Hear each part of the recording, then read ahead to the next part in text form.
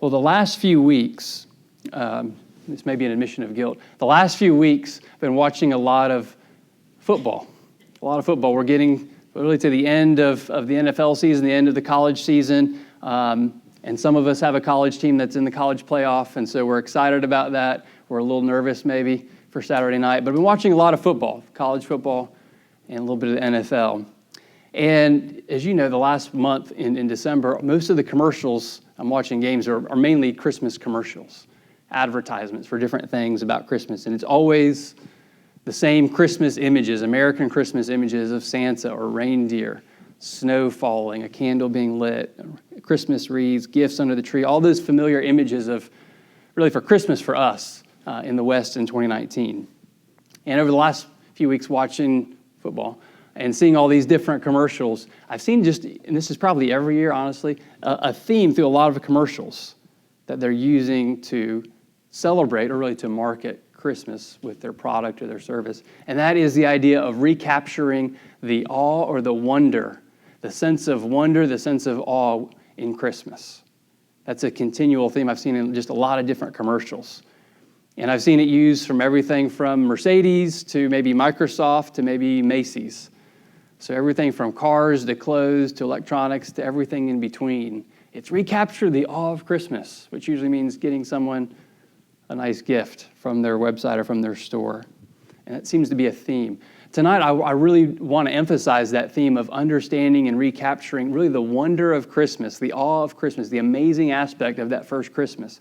Not so that you'll buy a product, but so that you'll understand it and really reflect tonight, even as we leave, on the amazing aspect of what God did 2,000 years ago and recapture that sense of God's grace and what the Christmas spirit is about, which is not the new car, the new clothes, the new phone, but the spirit of Christmas is receiving the fact, the truth that the Word of God became flesh. And as John says, He lived and dwelled among us. And that we receive that the Son of God became one of us and came to us. And so it's not a season of giving, it's a season for us to receive that, to think about that. And so I just for a few minutes want to look at some of the amazing elements, aspects of that first Christmas so that we really, as we take a step back and look at the whole picture from the Gospel of Matthew and the Gospel of Luke, really understand the amazing things that God did around the birth of Christ. And the first one is these passages, some of them which we just read from the book of Isaiah. If you think about this, and I was thinking about it this afternoon, I was getting a cup of coffee and thinking through some of these things, and I thought, next Christmas Eve, we're going to just stay in the Old Testament for Christmas Eve and talk about these passages. What is amazing about the birth of Christ is these passages that we just read. So the one that Spencer read from Samuel chapter 7, that occurred during the life of David 9 centuries before the birth of Christ. An amazing prophecy, 9 centuries before the birth of Christ. The passages we read, Michael read, that Brian read from Isaiah, that Gary read from Isaiah 40. These are passages written, Micah chapter 5, which you read, Mike. These are passages written 6, 7 centuries before the birth of Christ. Remarkable that they're so specific, that they're so descriptive about what's going to happen. And even in Micah chapter 5, where it's going to happen. I mean, this goes back 6, 7, 8, 900 years, going back to the book of Samuel. That really is a remarkable thing. And the way to understand that or to think about that is imagine someone 900 years ago, imagine someone, maybe in the year 1100 AD, predicting, making a prophecy. In the year 2020, there will be this company called Google, the great Google, or the great Apple, or something like that. Imagine a prophecy 900 years, that specific, that direct. A prophecy in 900 years, in the year 2020, there will be this man Santa. Like, it's just ridiculous. You could not imagine that, right? That's really what these prophecies are. And I think next year we're going to talk about that even more. That is amazing. Only God could do that. And these are written documents centuries before the birth of Christ. It really is amazing. It is remarkable that God would commit to paper centuries before the birth of Christ where He's going to be born and what was going to happen. That is remarkable. The next piece of the birth narrative of Christ that is remarkable are the angels. I've never seen an angel. I don't know. I'm not even going to ask because there's always somebody. I'm not even going to ask. There's always someone in the crowd. Oh, I've been. I'm going to just assume you haven't, and don't tell me if you have. I've never seen the angel Gabriel. I've never seen Michael. Never seen any of the host of heaven. But I think if I was on Coleman Boulevard having lunch, if I was just having a cup of coffee and an angel appeared to me, I think I'd be overwhelmed. I think I'd have a panic attack. I think I'd be scared out of my mind, especially if you read the book of Revelation and see these angels. These are powerful, bright beings. The word angel means messenger. These are messengers from the throne of God that come at God's request to give us a message. I would be overwhelmed. But if you read through Matthew chapter 2, Luke chapter 2 as well, and Luke chapter 1 also, angels are showing up everywhere. It's like bumping into Santa at Walmart. They're everywhere. It's uncommon. There's all these occurrences. So the first one, Zechariah, the father of John the Baptist, or John the Baptizer, you might call him, in Luke chapter 1, he sees an angel. He's blown away. He is blown away because he sees the angel, and the angel shows up and tells him, hey, you're going to have a son. He says, your son's going to be born to you. And Zechariah, he can't believe it. His wife is not going to believe it either because he's thinking, okay, we're almost retired. We're advanced in age. We're looking at our 401k. We're looking at our IRA.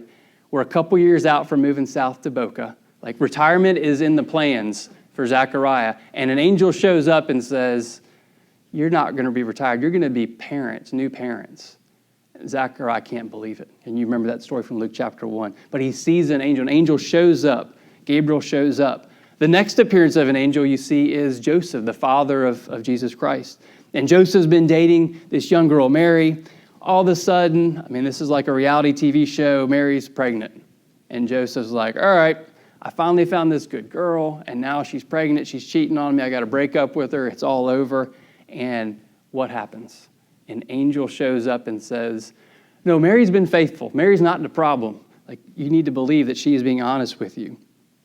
The child that she has is the Son of God. Joseph's like, what? Say, what? What's going on here? We're just dating. We're not sure what's going to happen here. Joseph is overwhelmed with this encounter with the angel, with this messenger of God. Just blown away. It's an act of God stepping in to speak directly to Joseph through this angel. The next occurrence is the one we usually think of at Christmas is Mary, the mother of Christ. And Mary was an average teenage girl living an average, unremarkable life in a small little town. A town similar to, you might say, like McClellanville or Rockville. A small town, kind of off the grid, quiet, nothing really remarkable happening, not in the headlines. She's just going about her daily business, and maybe on a lunch break, maybe she's getting some water, maybe something's happening. All of a sudden, an angel shows up and says, hey, Mary, you're going to have a child, and that child is going to be the Son of God. And Mary, you have to think through the whole text there. She's like, what? I'm not married. What? The Son of God? I'm pregnant with the Son of God. What does that even look like? What do I tell Joseph also? So Zechariah, Joseph, Mary, all are visited by angels. They seem to be showing up all the time before the birth of Christ. Who else sees an angel? Well, those blue-collar workers that are on the fields, on the hills outside of Bethlehem. They're sitting there on a quiet, kind of a cool night. It's dark. There's not a whole lot going on. It's pretty quiet. Some of them are probably taking a nap. Some of them are probably laying, on those hills outside of Bethlehem, looking up at the stars and thinking, what's out there? What's going on? And then out of nowhere, the entire sky fills up. It lights up like Times Square, like Las Vegas. It lights up and there's angels everywhere in the sky. Everywhere. And they're singing. And they're announcing that God in the flesh is born, that there is peace on earth. Announcing. If you and I had been there, I was thinking about this earlier, if you and I had been there, it would have been a life-changing moment. We probably would have wanted to get the phone out and take a picture or, get some video to show our friends later. But we might have just been speechless because it was a whole sky filled with angels announcing what was taking place to these blue-collar, average men on these slopes, on these hills outside of Bethlehem. They were blown away. It was more than any concert or light show we could ever imagine in 2020. That's what they experienced. So all these amazing things are happening leading up to the birth of Christ. And think about this. This is remarkable.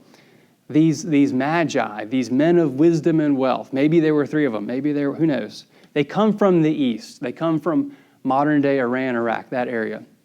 And they travel because they've been studying the Hebrew Bible, the scriptures.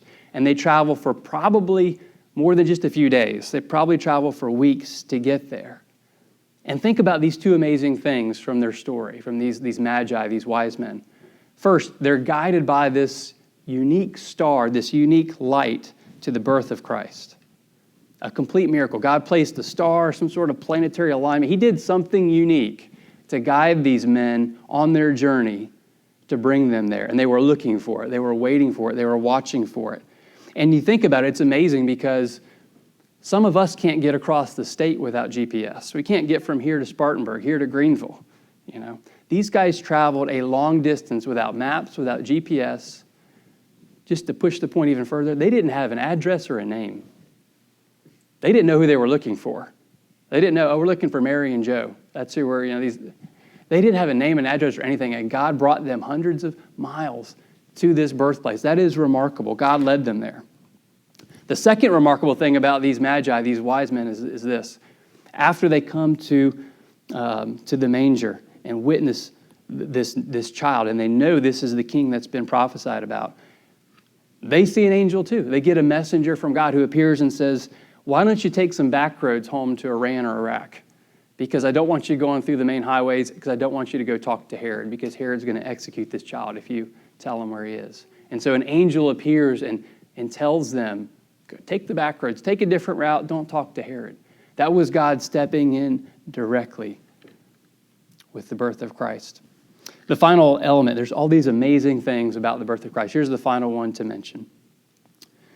Zachariah and Elizabeth, the father, the mother of John the Baptist. I mentioned them earlier. They're nearing retirement. They have this child, John the Baptist, John the Baptizer, an amazing man.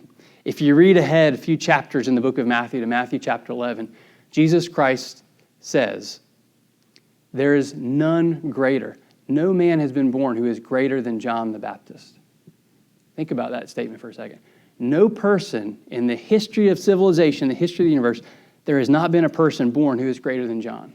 Think about that.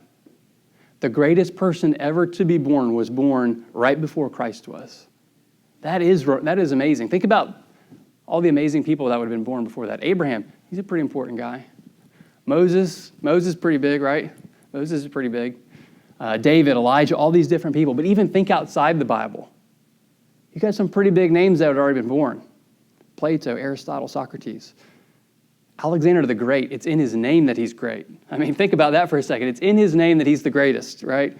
Or Cyrus, the Pharaohs, Julius Caesar. Impressive names, but Christ says in Matthew 11, no one's been born greater than John. Nobody. Topic for another sermon would be not even Mary, Christ's mother. John's even greater than her. Amazing. And he is the greatest that has been born because his job is to announce who has been born after him, which is Christ. Because he has the most important job, which is to prepare the way for the one behind him. None greater than John, because he's going to point people to the man walking behind him, Jesus Christ. So all these amazing things should give us that sense of awe, that sense of amazement that God was acting in unique and special supernatural ways with the birth of Christ. And it should lead us to a sense of awe, a sense of wonder about the birth of Christ. When you think about all those things, the most remarkable thing, when you think through all those things, the most remarkable thing about the birth of Christ is this. It is that the infinite, the eternal, the unchangeable, the immortal, creator of all things, the beginning and the end, the Alpha and the Omega, became a small, helpless infant child. That the infinite, eternal God, the creator of all things, entered his own universe, entered his own creation as a child. And that he came to you as one of us. That is the most amazing thing because it shows us, if we're listening, if we're wanting to hear this, it shows us that we did not initiate with God. We did not reach out to God. God, we need help. God came to his people. God came to us. Call that grace. We didn't earn it. We didn't deserve it. The infinite God came in human flesh to you and for you to rescue you.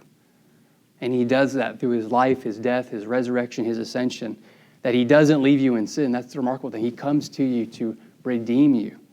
Salvation does not belong to you. It belongs to God, Scripture says. He redeems you. He brings you from sin and from death. Takes you, as the Apostle Paul says, from a kingdom of darkness and puts you into his own kingdom of light. God has done that. He has rescued you. He has redeemed you. That is the most amazing aspect of Christmas. You didn't go to God. He came to you. He came to you in human flesh. He rescued you. Christ is the only light of the world that comes into a dark world to rescue you. That's the spirit of Christmas. It is God redeeming his people, God blessing his people, that he comes to us. And at Christmas, amidst all the distractions, our job is to receive that and to believe that and to put our hope in nothing else and in no one else but in Jesus Christ, that God has come to us in the flesh. Let's pray.